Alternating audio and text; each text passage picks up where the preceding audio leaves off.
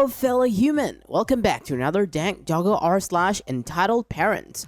So our story of the day is from u/PLW Crash with the title of EM calls the cops on me for trespassing on my own land, gets evicted. Cast, me, duh. M, typical entitled cow. UN, unlucky neighbor, the owner of M's house and the father of M's baby daddy. G, grandfather, an 83 years old farmer who doesn't care about anything, yo. Cops 1, 2, and 3. Backstory. For most of my life, I was raised by my grandfather. Nothing was wrong with my family life or anything, just a few sets of circumstances. That's a whole other story in itself. We live in a suburban area surrounded by woods, and he owns about 10 acres into the woods, with the boundaries clearly marked by the stone walls. One of those stone walls separated G's land from a cul-de-sac, and up until now, we have had zero problems with any of them. In fact, G was usually more than happy to give permissions to neighbors who politely asked him to use his land, given they had a good reason. One of these neighbors had G if he could dump the sticks and leaves on his yard. Over the stone walls, G agreed, as he rarely used that part of the property anyway. This will be important later. My grandfather is very healthy for his age and still strong as an ox. That being said, he has a few minor health issues, including vertigo spells, so I've been trying to help him around the yard more and more, as well as just to stay active outside away from the crowds with the virus going around. Recently, I have started the project of cleaning the underbush around the wooded area. A large pine had fallen a few months before and almost hit one of the porches in the cul-de-sac. G cut up the tree and removed the pieces in the neighbor's yard, but it was too deep in the woods to pull them out with a tractor. This led to me going back to the pine tree and trying to clear a path back to the house from there.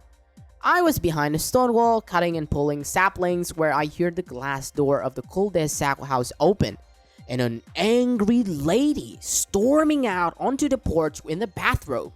She was much younger than a typical Karen, I would say mid-20s.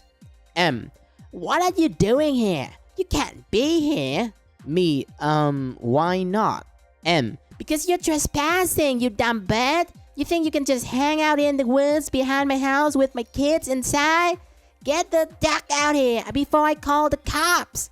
At this point, I'm just looking at her, trying to figure out what to say. I mean, I get it. It can be a little weird seeing someone in the woods behind your house, but if you haven't seen them before. Me, ma'am, I'm sorry if I scared you, but my family owns this part of the woods. I'm just cleaning up back here. Remember me and G were back here a few months back to take care of that tree that fell down? I just need to clear a path so we can get out of here. At this point, I thought it was just purely a misunderstanding. M, don't be ridiculous. Those were laborers my boyfriend's dad hired. You don't own the land. My boyfriend's dad owns all of this. Gesture with her hand. Now I'm telling you one more time to get out before I call the cops. Now I'm thinking I might be dealing with a genuine idiot, as outside G's boundaries into the woods are owned by the town's water plant and don't have public access.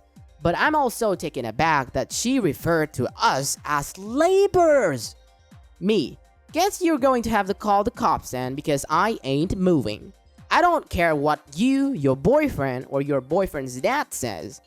I shrug as I lean back against the wall and pull out my phone to call G to tell him where I was. He tells me he'll be there in a few minutes and to hang tight. She then dramatically proceeds to call 911 and tells them there's a shady individual on her property refusing to leave and she's afraid for her life. I start getting nervous at this point, even though I have all on me is a hooked branch cutter. So I call up the police non-emergency number, briefly explain the situation as just a land dispute that got out of hand, and that I'm unarmed and waiting on my own property, that I have never left my own property. He assured me that it would be settled when the officers arrive, which didn't help my nerves. Just then, I hear G pull up and see him walking through the yards towards us. M, well, stay back, you can't come in my yard. G, Rouse, keep your mouth shut, you dumb board. He growled as he walked over to me and climbed over the wall so he can be on my side. G, now who the hell do you think you are? And why are you yelling at my granddaughter? M, my boyfriend's dad owns all of this, and both of you are going to get arrested for trespassing. G let out a dramatic, indignant laugh. G: "Oh, did he tell you, Dad? Well, you're going to for quite shock, and your boyfriend's dad is in quite for the talk." After the telling back and forth for a few minutes, 2 cops' cars pulls up and 3 officers coming walking into the yard. As soon as they do, she starts screaming again about how we have no right to be in the woods behind her house where we can see her kids inside. Cops 1: "Looks to G, sir. Do you own the property behind this wall?" G: "Yes, sir, I do." Pulls out his wallet to show his address. Cop 1, eyeing his license: "Sir, this address is for down the street." Me: "Correct. But if you look on Google Maps, it shows the property boundaries of that address reach out through the woods and end at this wall."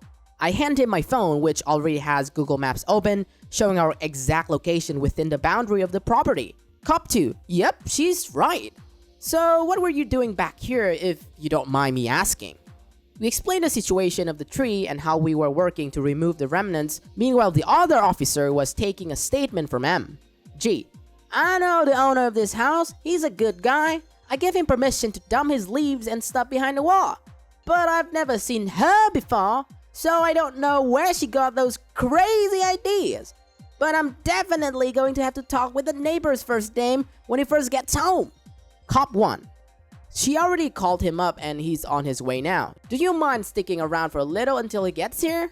G: "Sure, we got nothing to do." The cops walked us to the G's truck where we waited for about 10 minutes for Yuan to pull in. When he did, he immediately walked over the truck. Yuan: "G, OP, what's going on? Someone was hiding in the woods. Are you okay? Did you see him?" To clarify, we have had issues in the past with people running from the cops and hiding in our woods. It took a second for us to realize that he thought that maybe M saw one when we came to chase him out. Me: "Not exactly." At this point, 2 cops are around us again, but being 2 old guys who obviously pose zero threat, they are noticeably relaxed and kind of let them talk it out. Yuan explains that M is his grandfather's mother and his son has made some mistake. Currently, both were staying with him while they were trying to find a place of their own. He thinks maybe his son told some lies to make him look better. G: "Well, I hate to say this, but your son made some big mistakes. She's crazy." Yuan: "Oh, you have no idea." The other cop is still talking to M, who won't stop screaming about not wanting us being able to see into the living room, especially G, a creepy old man. My blood is boiling at this point. G is the type of person who would gladly throw away his life to save a child. Any child, even a stranger's. Yuan heard this too and ordered M inside at once. He told the cops he needed to have a talk with both her and his son about the living situation, but they might want to remain nearby in case she tries to call her again, for whatever reason. Me and G are given clear to go, but leave our contact information. Found out later last week that M was getting evicted for a number of reasons, with this little incident being the last straw. He's also filing for custody for his granddaughter because M refuses to get a job, yet still has money for grass. Yet, keep asking Yuan for money to take care of his granddaughter. I really feel bad for her in this situation, but I have no sympathy for M whatsoever. Entitlement at its best. So let me get this straight. M's husband lied to her and told her that all of the land belongs to his grandpa. Then she panicked and called the cops even though she wasn't 100% sure who's the owner of the land, as well as lying about how OP was being dangerous. OP later even had to explain herself that she was unarmed. Even after when the cops came and cleared the air, M changed her approach and spewing out crap like how G was being a creepy old man that was able to look through the windows. That's like so cringy, dude. She tried so hard to save face. A young entitled mom in her mid-20s that is unemployed, has nowhere to go and live, refused to get a job, and asked grandpa for money to do weed. Oh my god. Bravo, M, you just managed to be a true low-life. Yuan saw this obviously, so he quickly filed for child custody for his granddaughter. Dang. That's it for today, fellow humans. Thanks for watching. Dank Doggo appreciates your time. If you enjoy our content and want to see more of us, stay tuned and subscribe. Don't forget to smash that like button or Doggo will cry. Also, you can always tell us your doggo comments, your experiences in the comment section. I'll catch up with you guys later in the next video.